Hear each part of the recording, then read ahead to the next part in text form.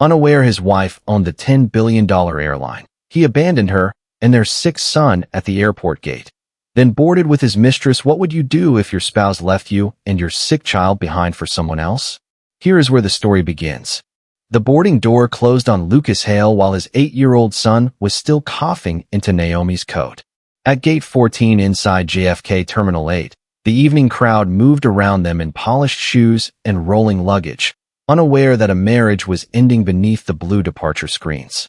Eli leaned against Naomi's side, warm through his navy sweatshirt, one small hand wrapped around the inhaler pouch hanging from his wrist. His fever had eased after the medicine she gave him in the car, but his breathing still carried the faint roughness that always made her count each rise of his chest. Beyond the glass, rain silvered the runway. The London flight waited beneath floodlights, its tail marked with the gold compass emblem of Carter Meridian Aviation. Lucas stood near the boarding lane in a charcoal overcoat, speaking quietly to the gate supervisor. Beside him, Brooke Lawson held a cream leather carry-on and wore the calm expression of a woman who had been told the difficult part was already handled. There has been a change, Lucas said when Naomi approached. He did not look at Eli first. He looked at the boarding passes in her hand. Brooke needs to be in London tonight for the hospitality presentation. Naomi glanced at the screen above the desk. Their names had disappeared from the cleared passenger list. We are all booked on this flight. You and Eli can travel tomorrow. Eli lifted his face. Dad, my chest hurts when I cough. Lucas's eyes moved toward him, then away too quickly. Your mother knows what to do. Naomi felt Eli's fingers tighten around hers. He has a follow-up appointment in London tomorrow morning. Reschedule it. The specialist arranged the slot 3 months ago. Brooke stepped closer, lowering her voice as if kindness belonged to her. Lucas cannot miss this meeting. It affects the Hale properties across Europe. Naomi looked at the family suite assignment printed on her boarding pass. Seat 2A had been reserved for Eli, so he could rest near the front lavatory and cabin medical kit. Brooke's new pass now carried the same seat. You took his seat, Naomi said. Brooke's smile thinned. The airline reassigned it. Who authorized the reassignment? The gate supervisor avoided Naomi's eyes. Lucas answered instead. I did. My travel profile has executive priority. Naomi studied him beneath the white terminal lights. 11 years of marriage had taught her every version of his confidence. This one was the most dangerous because it had never been questioned. Your profile gives you companion access, she said. It does not give you the right to remove a sick child from a confirmed flight. Lucas's jaw shifted. Do not make a scene at the gate. I am asking why our son's boarding pass was canceled. Because Brooke needs to represent the family in London. The word family settled between them with a precision no explanation could soften. Eli looked from his father to Brooke, trying to understand why the woman beside Lucas was carrying the overnight bag Naomi had packed for him. Are you coming back? He asked. Lucas checked the time on his watch. Of course. Your mom will take care of you. Then he handed his passport to the agent. Brooke followed him through the scanner. Her boarding pass flashed green. Lucas's did the same. Naomi placed Eli's pass beneath the reader. A red message appeared. Cancelled by executive override. The gate supervisor reached for the keyboard. I'm sorry, Dr. Carter Hale. The change came through a restricted priority code. Naomi looked toward the jet bridge. Lucas had stopped just inside the doorway, but only long enough to tell Brooke something that made her laugh. He did not turn back. The door sealed behind them. Eli pressed his forehead against Naomi's arm. Did Dad choose her? She crouched and adjusted his scarf, keeping her voice steady. Right now, I am choosing you. She guided him toward the airport medical suite, then handed the canceled boarding pass to the supervisor. Do not delete the override record. The woman nodded, uneasy. The code used was CMA, owner, 1.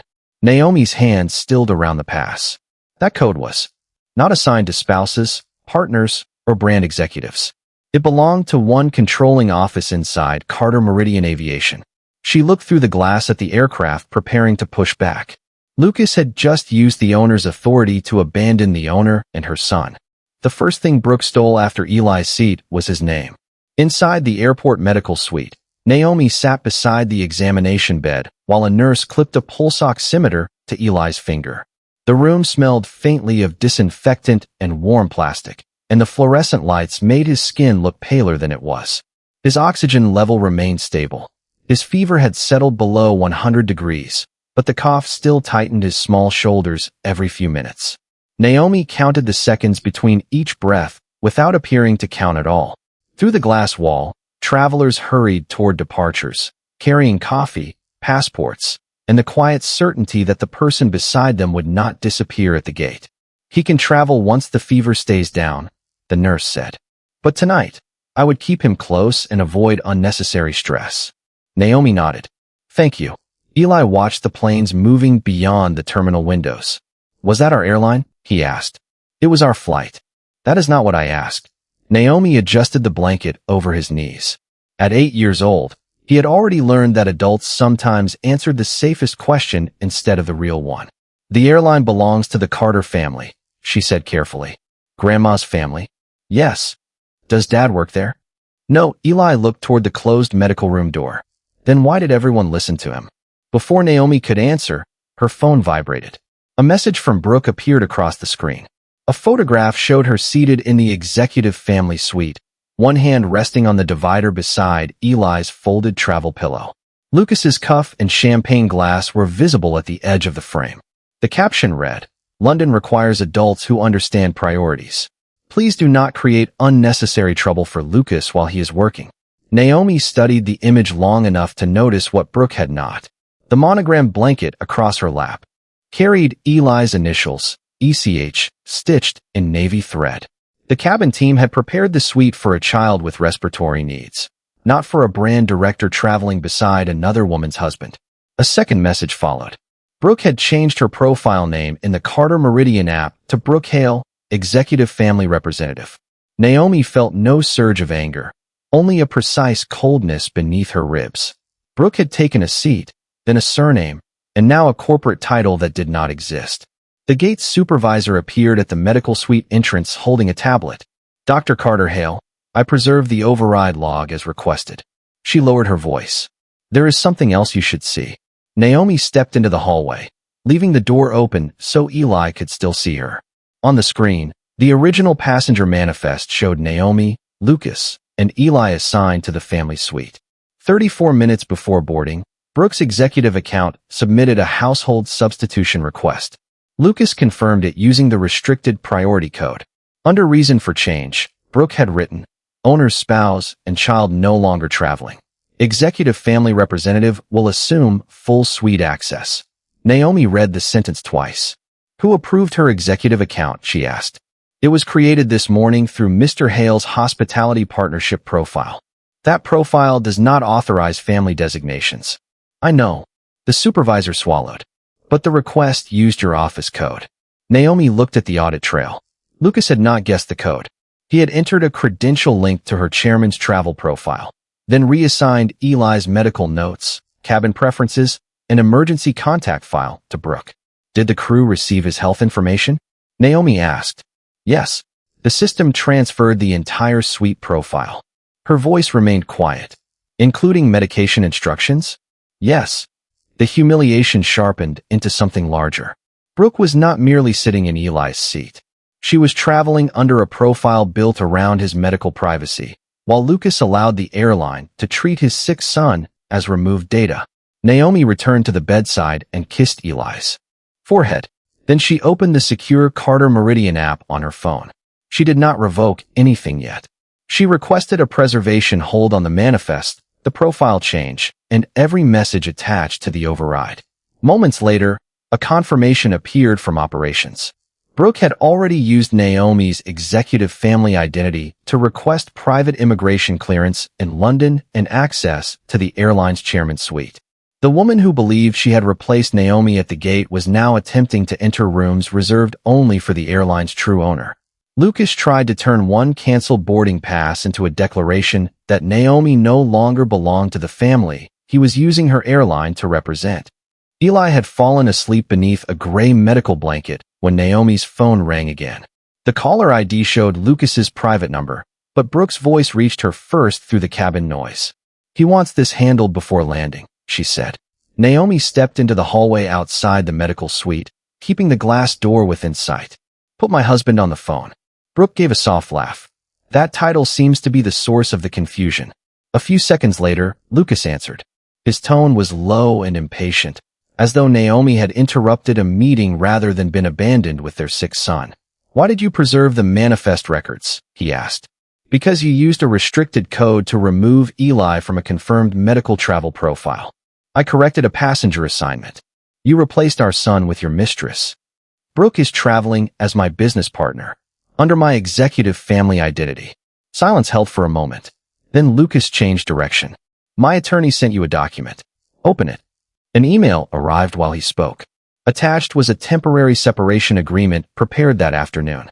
It stated that Lucas and Naomi would maintain separate residences, that Eli's travel would require mutual approval, and that Lucas would retain access to Carter Meridian benefits through Hale Hospitality's partnership. A second clause asked Naomi to acknowledge that she had no direct operational role in the airline and would not interfere with partnership, travel, public representation, or executive hospitality arrangements. "You drafted this before we reached the airport," she said. "The marriage has not been working for months. And you planned to tell me after leaving our son at the gate?" "I planned to tell you when emotions were under control." Naomi looked through the glass at Eli's sleeping face. "Whose emotions?" Lucas exhaled. "Sign the acknowledgement tonight. It does not affect custody or finances. It simply prevents you from creating problems with Carter Meridian while the separation is reviewed. You want me to state that I have no operational role? You do not. Your family's trust owns the company. That is different." The confidence in his voice made the lie sound almost reasonable. Lucas knew the Carter name appeared throughout the airline structure, but he had built his certainty around the idea that Naomi was merely connected to it by inheritance and marriage, never authority. "And if I refuse?" she asked. "Then my legal team will notify the airline that you are using family influence to interfere with a commercial partnership." Brooke spoke near him in the background. "Tell her the London presentation is already public." Lucas lowered his voice. "Brooke and I will announce the Premium Travel Alliance tomorrow. Hale Hospitality will manage the executive lounges in London, Paris, and Dubai. The board will not appreciate you disrupting a major expansion because you are upset about our relationship." Naomi opened the attached draft presentation on her phone. The first page displayed both company logos. The second identified Lucas as strategic aviation partner. The third introduced Brooke Hale as executive family representative. No board approval appeared anywhere. "You are announcing control over airline facilities you do not own," Naomi said. "The agreement is expected to be approved." Expected by whom? People who understand business. The words landed exactly as Brooke intended them to. Naomi did not answer. Lucas continued, "Sign the separation acknowledgement. Do not contact the London office, and I will arrange a later flight for you and Eli at my expense." "At your expense," she repeated. Yes. He still believed the airline's seats, lounges, and authority were privileges he could distribute. Naomi looked down at the canceled boarding pass she had folded into the back of Eli's medical folder. "I will not sign anything that misstates my role or gives Brooke access to our son's medical profile." Lucas's voice hardened. "Then you are choosing conflict." "No, I am refusing your version of the record." She ended the call before he could respond. The gate's supervisor remained nearby, pretending not to listen. Naomi handed her the separation agreement on the phone screen. "Add this to the preservation file with the manifest override." "Under what category?" "Unauthorized representation and attempted waiver." The supervisor nodded. Naomi then opened the secure ownership portal and requested one narrow verification, not a public announcement. Confirmation of the controlling trustee attached to the CMA, owner, one code. The reply arrived before Lucas's plane reached cruising altitude. The name on the account was not Carter Family Administration, not a distant board, and not Hale Hospitality. It was Dr. Naomi Carter Hale. The verification did not surprise Naomi. What surprised her was how easily Lucas had used her authority while convincing himself she had none. The airport medical suite had grown quieter as the terminal moved toward midnight. Eli slept beneath the gray blanket, one hand still curled around the strap of his inhaler pouch. Outside the glass, cleaning crews moved between empty gates while the London flight climbed east over the Atlantic. Naomi sat beside her son and opened the secure contact list attached to the ownership portal. She selected Miriam Cole, General Counsel to Carter Meridian Aviation and Trustee Counsel for the Carter Family Aviation Trust. Miriam answered on the second ring. Naomi. Her voice sharpened when she heard the terminal announcement in the background. Why are you still at JFK? Naomi kept her eyes on Eli. Lucas removed us from Flight 602 using CMA. Owner 1. He reassigned Eli's medical suite to Brooke Lawson and sent me a separation acknowledgement stating I have no operational role in the airline. Silence followed. Brief but exact. Do you have the manifest record? Miriam asked. Preserved. The waiver. Preserved with the override log. Did you sign anything? No, Miriam exhaled slowly. Good. Do not revoke the aircraft's operating clearance. The flight is already in progress, and the crew and passengers are not responsible for what he did. I agree. Naomi had no interest in turning hundreds of travelers into witnesses to her marriage. What can be suspended without affecting the flight? His future spousal privileges, executive hospitality access, lounge credentials, partner booking authority, and any profile attached to Brooke. We can activate the changes upon landing. Naomi looked through the terminal windows at the rain shining beneath the runway lights. Do that. Quietly. Miriam began the formal process. First, she opened an incident file under unauthorized use of controlling office credentials. Then she contacted the airline's operations security director to place a hold on all profile changes made through Lucas's hospitality account. Because Carter Meridian was privately held, Naomi's controlling trust authority allowed her to suspend guest privileges. But company policy required a written record and counsel confirmation whenever the action involved a family member of the chair. I am sending you the authorization form, Miriam said. It will not remove Lucas from the current flight. It will notify London ground operations that he has no authority to represent ownership, approve partnerships, or extend executive access after arrival. The form appeared on Naomi's screen. She read each line before signing. No private immigration escort for Brooke. No chairman's suite. No access to board offices. No use of Carter Meridian branding beyond the existing hospitality contract. Lucas would still clear customs, collect his luggage, and leave the airport like any other business class passenger. The consequence was not spectacle. It was accuracy. What about the presentation? Naomi asked. The partnership proposal has not been approved by the board, Miriam replied. His team uploaded marketing material, but no binding agreement exists. I will notify the London office to preserve it and make no commitments. Naomi signed the second authorization. And the code. We are rotating CMA, owner 1, and reviewing how he obtained it. Until security completes the audit, only your metal credential and biometric approval can authorize owner-level changes. Naomi glanced at the slim black wallet inside her handbag. Behind her medical license rested a brushed metal Carter Meridian card bearing no title, only a compass symbol and her identification number. Lucas had seen it for years and assumed it was ceremonial. Will the board need to meet? She asked. Yes. Emergency session tomorrow morning, New York time. The issue is larger than travel misconduct because he used false authority to support a commercial announcement. Miriam's tone softened. How is Eli? Stable. The airport nurse wants him resting tonight. Then that is all you handle right now. Naomi looked at her sleeping child, the fine line between his brows easing as his breathing settled. He asked why everyone listened to Lucas. What did you tell him? Not enough. Miriam paused. Tomorrow, the records will answer for you. After the call, Naomi received confirmation that Lucas's privileges would expire the moment Flight 602 reached its gate in London. Brooke's false executive profile had been locked, and every request connected to it was marked unauthorized pending review. Then a final attachment arrived from Miriam, the Carter Family Aviation Trust Charter, showing 72% of Carter Meridian's voting shares under Naomi's control.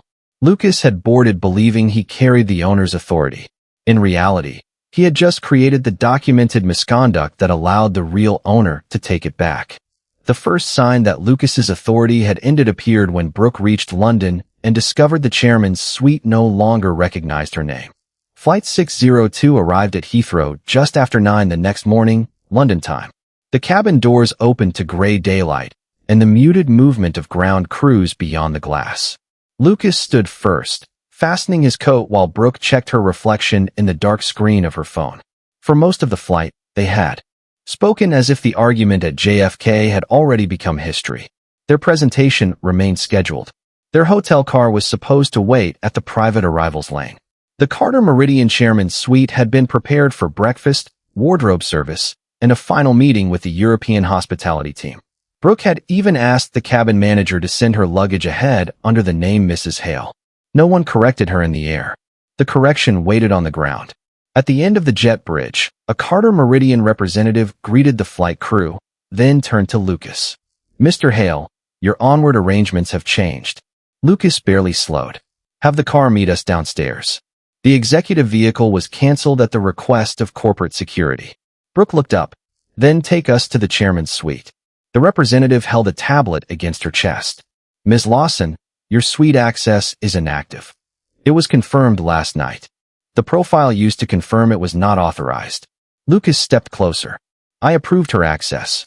Your spousal hospitality privileges expired when the aircraft reached the gate."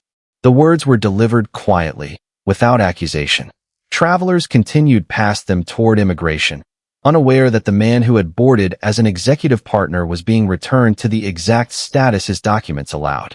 Lucas removed his phone and opened the Carter Meridian app. His premium travel profile displayed a red banner. "Access suspended pending review." Brooke tried hers. The name Brooke Hale had disappeared, replaced by Brooke Lawson, guest profile locked. "This is Naomi," Lucas said. "Restore the accounts." "I cannot," the representative replied. The suspension came through trustee council and operations security. Brooke's face tightened. "Do they know who we are meeting? Your conference registration remains valid.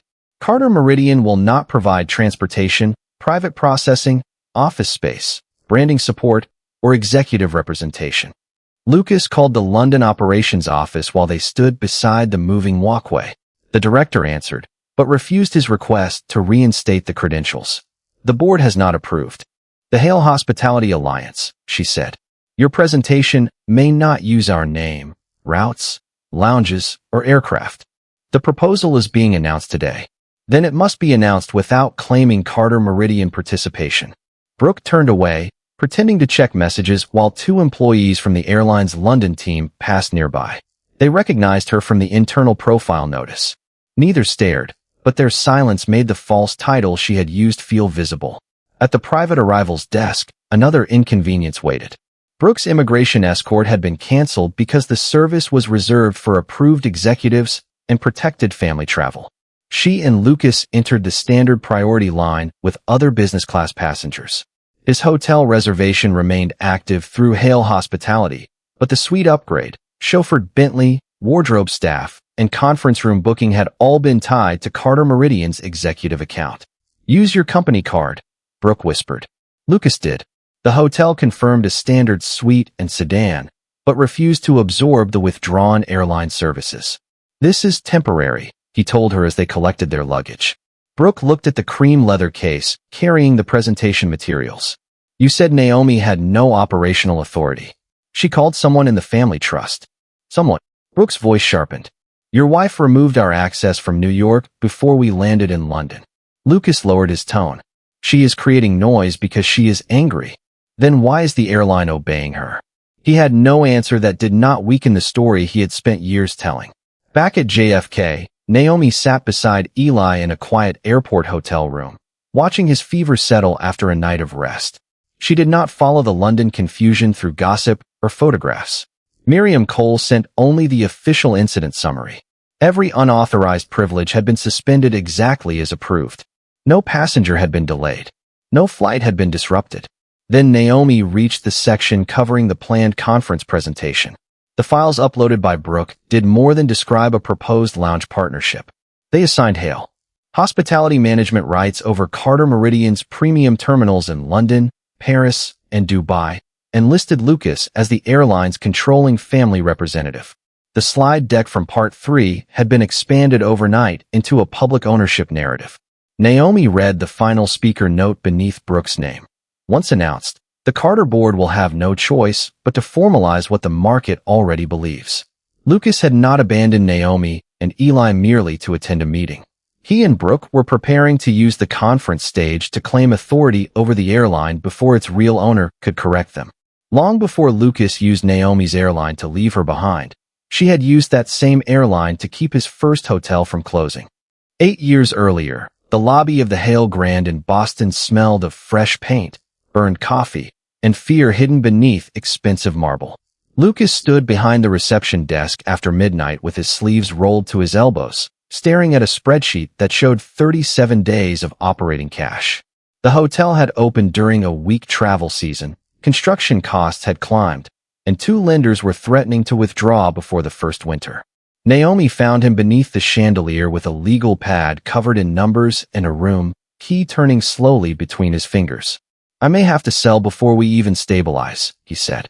She placed 2 paper cups on the desk. "How many employees?" 112. "How long until payroll?" 9 days. Lucas looked toward the empty lobby, where a night clerk pretended not to hear. "I told everyone this place would prove I could build something without family money." Naomi sat beside him. At the time, she was already serving as Carter Meridian's aviation medical director and quietly reviewing strategy for the family trust, though Lucas treated the airline as a distant legacy run by relatives whose names appeared on annual reports. He knew she traveled often, signed medical contracts, and attended private board dinners. He never asked why senior executives returned her calls before sunrise. "What would save the hotel?" she asked. Lucas named 3 things: reliable premium, travelers, lower transportation costs, and enough credit to survive the season. The next morning, Naomi arranged a lawful commercial partnership between Heir Hospitality and Carter Meridian.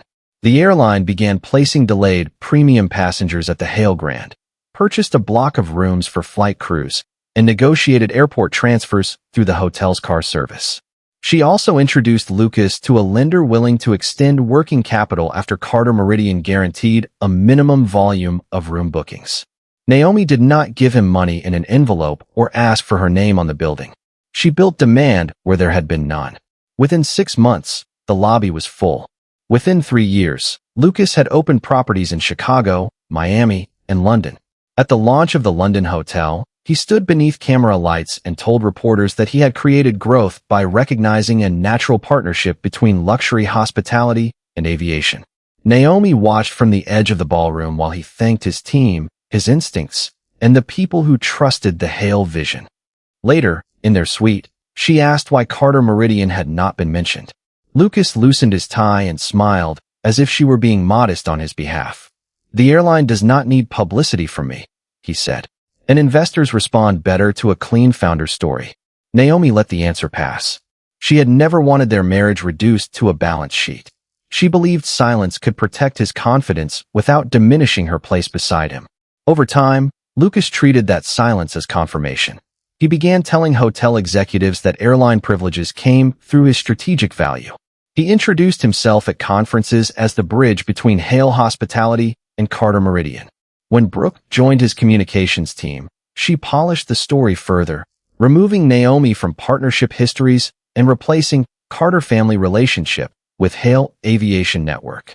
Naomi noticed, but each correction seemed small compared with the employees, contracts, and family life she wanted to preserve. The document that mattered most was signed before the first hotel partnership began. In a quiet conference room at Carter Meridian headquarters, Lucas reviewed the spousal privilege agreement granting him premium travel, limited executive hospitality access, and guest participation in approved brand events. Naomi sat across from him while Miriam Cole explained that the privileges were personal, revocable, and created no ownership or operational authority. Lucas skimmed the restrictions, signed the final page, and tapped the list of benefits with his pen. "So this means the airline treats Heir Hospitality like family," he said. Miriam corrected him gently. "It means the airline extends privileges to you because Naomi is family." Lucas laughed, kissed Naomi's hand, and promised he would never confuse generosity with entitlement. Years later, the same signature remained beneath the clause allowing immediate suspension for misuse. Lucas had forgotten the promise, but the document had not. Naomi's authority had never been hidden from Lucas. It had been written plainly in documents he chose to read only for the privileges they gave him. Carter Meridian Aviation began 4 decades earlier as a regional carrier founded by Naomi's grandparents, then expanded into commercial routes, private charter, and medical transport under a privately held corporate structure. When Naomi's mother died, the controlling shares did not pass directly into her personal name. They remained inside the Carter Family Aviation Trust, which held 72% of the company's voting stock and protected the airline from forced sale, hostile acquisition, or division through marriage. Naomi became the trust's beneficiary at 30 and its controlling trustee 5 years later, after completing medical training, aviation safety certification, and a decade of operational work. Her authority was not ceremonial. She could appoint board members, approve major partnerships, suspend guest privileges, and block any use of the Carter Meridian name that threatened passengers or company assets. She kept that power private for reasons Lucas once claimed to respect. The airline employed more than 18,000 people and carried millions of passengers each year. Naomi did not want every medical decision, family trip, or charitable project reduced to headlines about an heiress. She appeared publicly as Dr. Naomi Carter, aviation physician and safety advisor, while the chief executive handled investor interviews and route announcements. Inside the company, no one doubted her role. Outside it, most people knew only that the Carter Family Trust remained the controlling shareholder. Lucas knew more than most. On the morning he signed the spousal privilege agreement, Miriam Cole had placed 3 documents before him in Carter Meridian's Manhattan boardroom. The first listed his travel benefits. The second defined prohibited uses. The third identified Naomi as controlling trustee and stated that her approval governed every privilege connected to his marriage. Lucas read the first document slowly, marking the international suite access, partner rates, and executive lounge benefits with a gold pen. He skimmed the second. When Miriam reached the third, his phone rang with a hotel financing call. He signed while speaking, then pushed the pages back across the table without asking a question. "You should read the ownership section," Naomi told him after the call ended. Lucas smiled and closed the folder. "I married you, not the airline." At the time, the answer sounded loving. Years later, it became the excuse he used for never learning where her authority began. The trust charter remained unchanged. Carter Family Aviation Trust owned 72% of the voting shares. Naomi, as controlling trustee, directed those votes subject to fiduciary duties protecting employees, passengers, and long-term company stability. Lucas owned no shares. Hale Hospitality held only a commercial partnership contract renewed every 3 years. His spousal travel profile allowed approved family use and limited guest access, but it could be suspended if he misrepresented ownership, interfered with passenger records, extended benefits to unauthorized people, or used company resources for personal advantage. No single mistake automatically destroyed his business. The process required preserved records, counsel review, and board notice. By the time Flight 602 reached London, all 3 had occurred. The manifest log showed Lucas canceling Eli's confirmed medical seat. The profile history showed Brooke assuming Naomi's executive identity. The separation acknowledgement showed Lucas asking Naomi to deny her own operational role while he prepared to represent himself publicly as controlling family authority. Miriam reviewed the evidence from Carter Meridian's Queens Operations Center and sent Naomi a formal notice confirming that the misuse standard had been met. Naomi read it beside Eli's hotel bed as morning light crossed the curtains. Her son's breathing had softened, and his fever was nearly gone. She did not feel victorious. She felt the exhaustion of discovering that a promise had been replaced by paperwork because the man who made it no longer remembered why it mattered. Then Miriam opened the archived digital acknowledgement attached to Lucas's original agreement. Beneath his signature was a recorded confirmation made in his own voice. "I understand these privileges belong to Naomi's office and may be revoked if I claim authority I do not possess." The system showed he had replayed that acknowledgement 2 weeks earlier, just before obtaining the restricted code used at JFK. Lucas had not forgotten the limits. He had reviewed them, then crossed them anyway. The presentation Lucas planned to deliver in London was not a partnership proposal. It was a public claim designed to make Naomi's airline look committed before its real owner could object. Miriam Cole sent the full slide deck to Naomi just after sunrise, along with the preserved metadata from Brooke's executive account. Eli slept beside her in the airport hotel, his breathing even now, one hand resting near the inhaler pouch on the nightstand. Naomi sat near the window in the same charcoal coat she had worn at JFK, reading page after page beneath the pale morning light. The opening slides described a luxury travel alliance between Heir Hospitality and Carter Meridian Aviation. On paper, it sounded polished and harmless. Shared lounges, preferred hotel access, private transfers, and premium services for international passengers. The deeper pages told a different story. Lucas had assigned Heir Hospitality Management Authority over Carter Meridian's executive lounges in London, Paris, and Dubai. Brooke was listed as president of a new premium experience division. The presentation gave Lucas approval rights over brand partnerships, private terminal contracts, and executive family access. None of those powers had been granted by the airline's board. None belonged to his hotel company. They are not transferring ownership, Naomi said during the secure call with Miriam. They are trying to create the appearance of control. Exactly, Miriam replied. Once the conference sees the logos together and hears him speak as the controlling family representative, investors and vendors may assume approval already exists. Naomi turned to the final section. The speaker notes were more revealing than the slides. Brooke had written that public enthusiasm would create commercial pressure on the Carter board. Another note instructed Lucas to describe Naomi as a private family beneficiary with no daily operational role. He intended to acknowledge the Carter Trust while separating Naomi from the authority attached to it. He understood enough to know the airline belonged within her family structure. He simply believed that her silence, motherhood, and medical work made her too distant to challenge him publicly.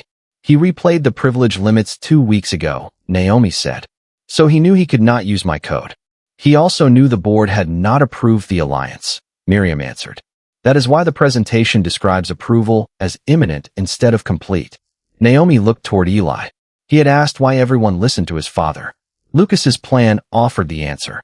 People listened because he spoke before the person with legal authority entered the room. He had spent years turning access into reputation, then reputation into presumed ownership. Brooke had helped him refine the illusion.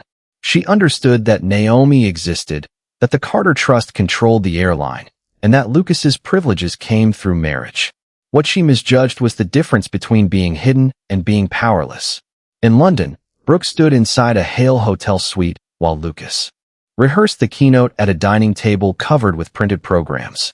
The Carter Meridian logo remained on every page despite the warning from London operations.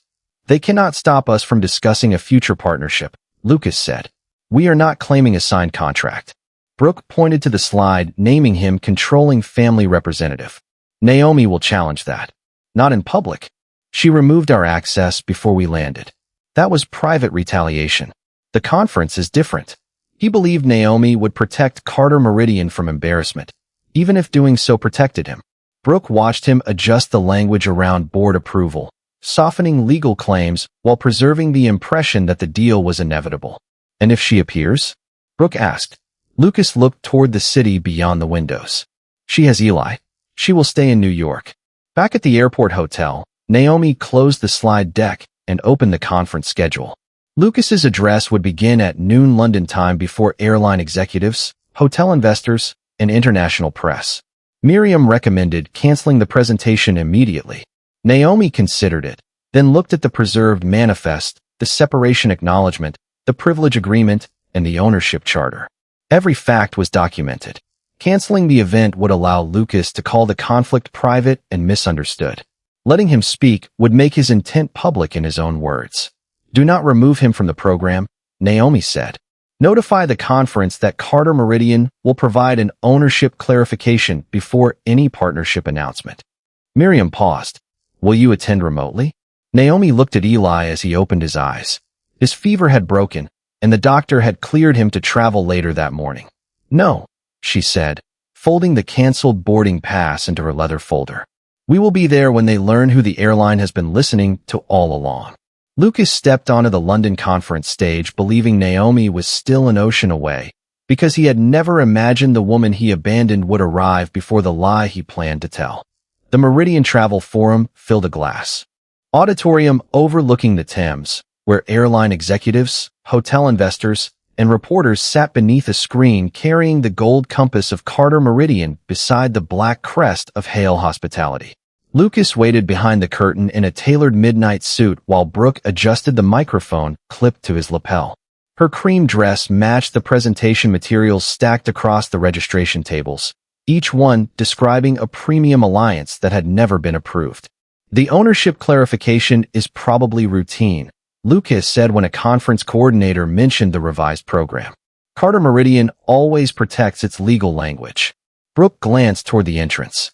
Their London office canceled every executive service we had, and yet our keynote is still scheduled. He smiled as if the stage itself proved Naomi had surrendered. Once investors hear the plan, the board will not walk away from the revenue. The moderator introduced Lucas as founder of Heir Global Hospitality and strategic family representative to Carter Meridian Aviation. That title had been submitted by Brooke 30 minutes earlier, after the airline warned them not to claim executive authority. She had signed the final speaker form herself. Lucas entered to warm applause.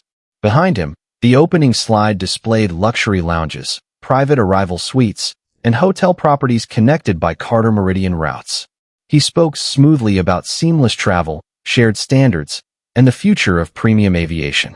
Then he moved beyond the language of possibility. Beginning this year, Heir Hospitality will oversee the guest experience across Carter Meridian's principal European lounges, he said. Several investors raised their phones to photograph the slide. Our leadership structure will combine the airline's operating strength with the Heir family's vision. In the second row, two Carter Meridian directors exchanged a glance. Lucas continued, as the family representative responsible for this partnership, I have asked Brooke Lawson to lead the new premium division. Brooke stepped onto the stage to applause, her confidence returning beneath the lights. This alliance has already been integrated at the executive level, she said.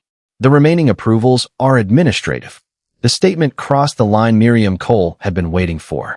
From the rear of the auditorium, Carter Meridian's general counsel signaled the recording team to preserve the live feed, speaker forms, and final presentation.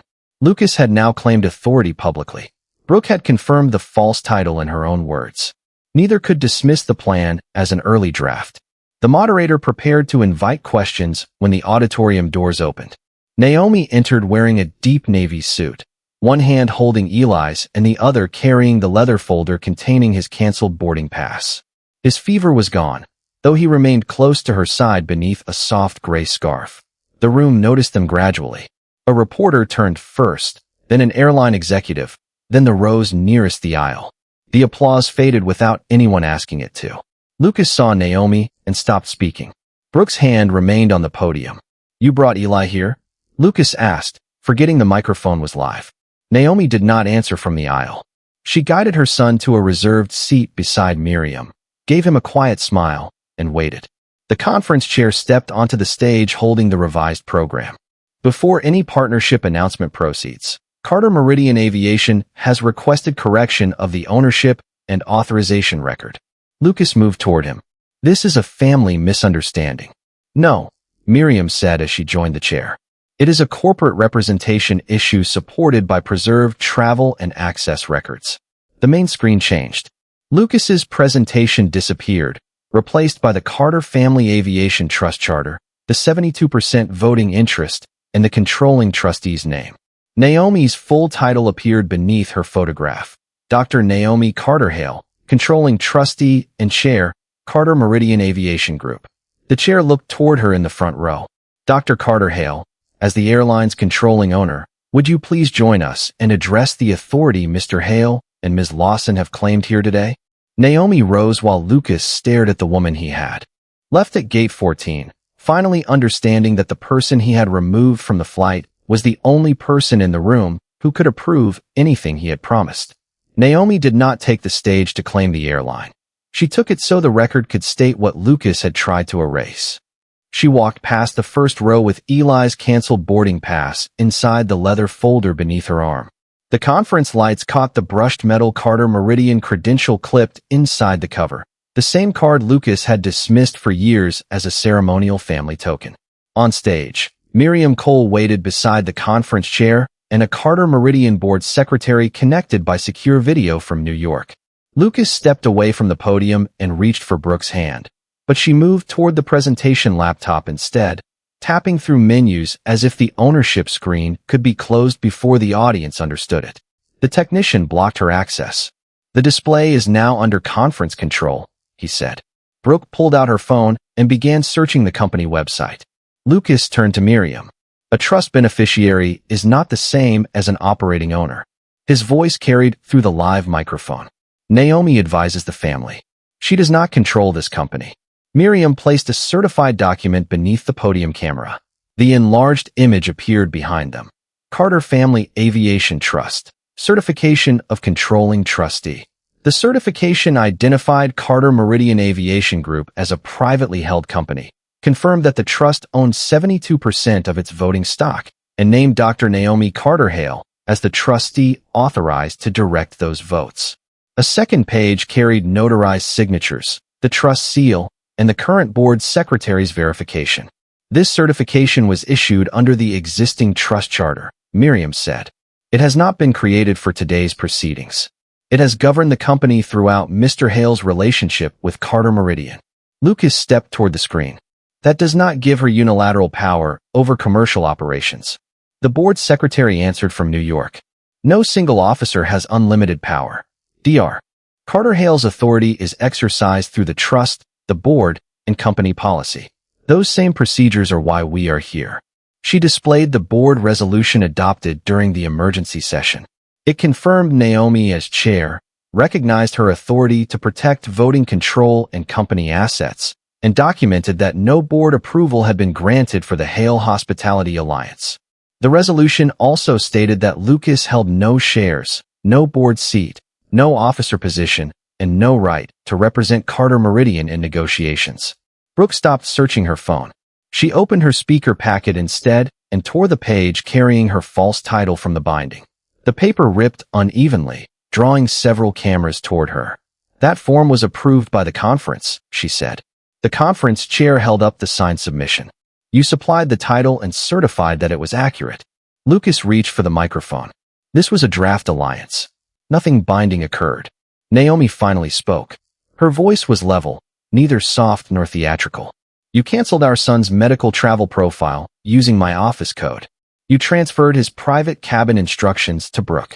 You asked me to sign a false statement denying my role. Then both of you represented an unapproved commercial plan as settled fact." She looked at Lucas, not the audience. "Which part do you believe was a draft?" He did not answer.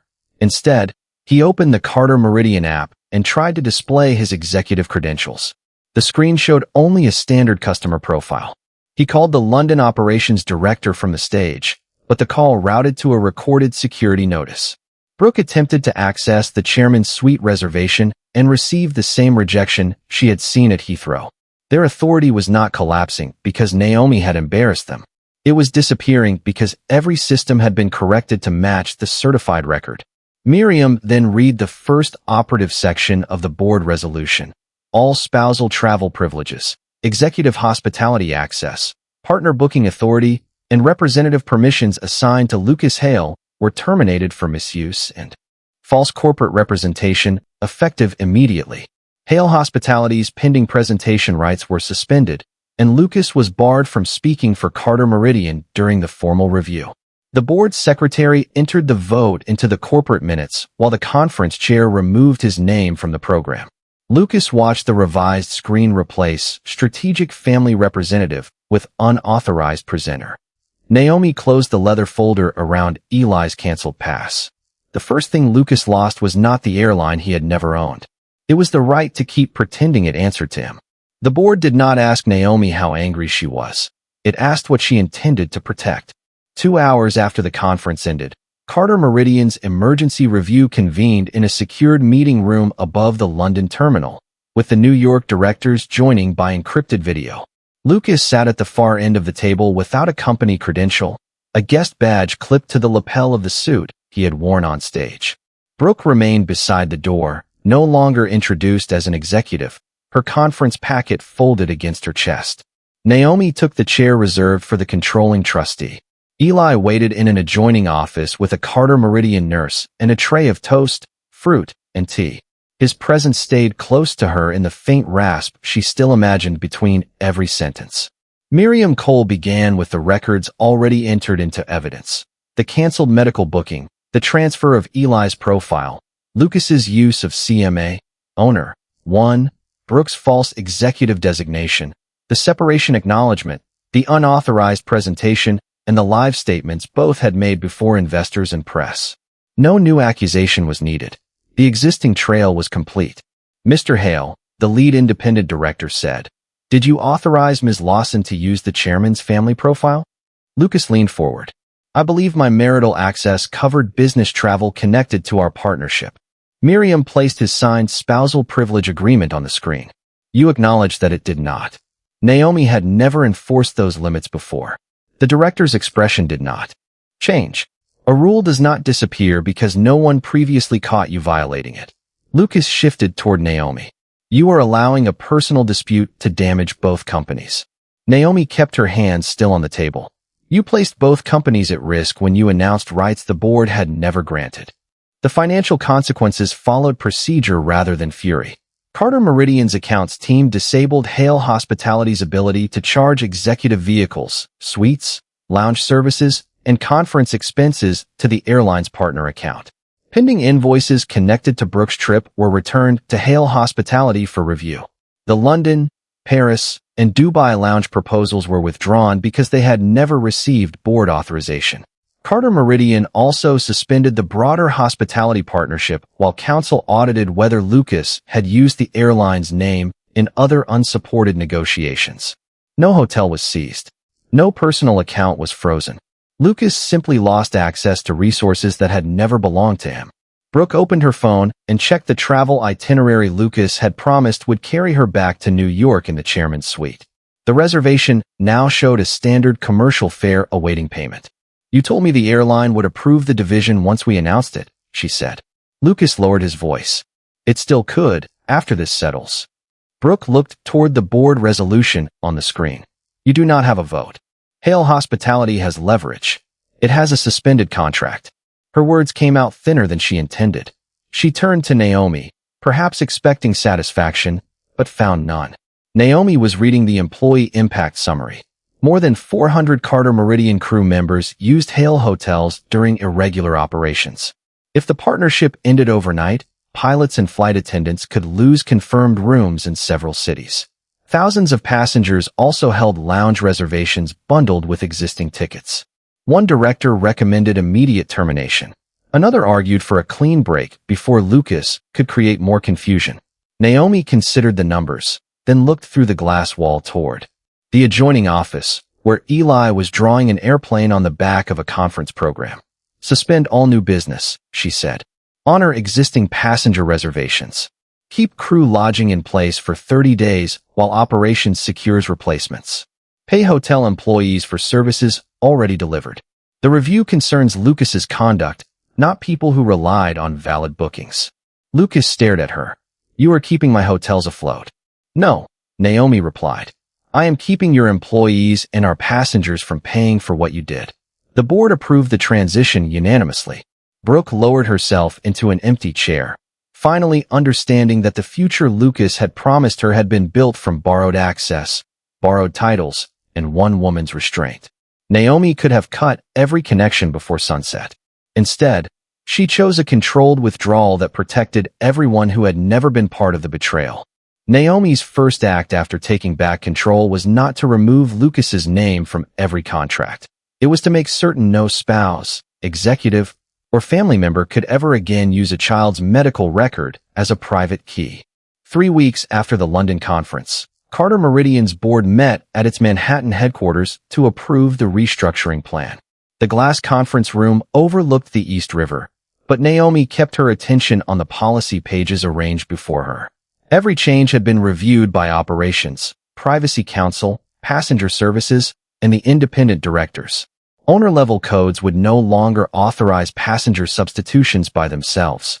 Any change involving a minor's medical profile would require confirmation from the traveling parent or legal guardian, followed by a second review from passenger care. Spousal privileges would remain available, but they would be separated from corporate credentials and clearly labeled as revocable guest access. The board approved the measures unanimously. Naomi signed in her role as controlling trustee only after the employee representatives confirmed the new system would not delay urgent rebooking during weather disruptions. She had no interest in replacing one abuse with a policy so rigid that ordinary families suffered. Carter Meridian also completed the 30-day transition away from Hale hospitality. Existing passengers received every lounge and hotel service already promised. Flight crews remained housed until alternate contracts were active. Hotel employees were paid for completed work, and no frontline worker lost wages because of a dispute created above them. Once the transition ended, the board formally terminated the partnership for unauthorized representation and misuse of company resources. Lucas was required to reimburse Carter Meridian for Brooks' withdrawn executive services, the false conference materials, and the travel expenses charged through his suspended partner account. He retained his hotels, personal assets, and the opportunity to rebuild his company without Naomi's airline carrying its risk.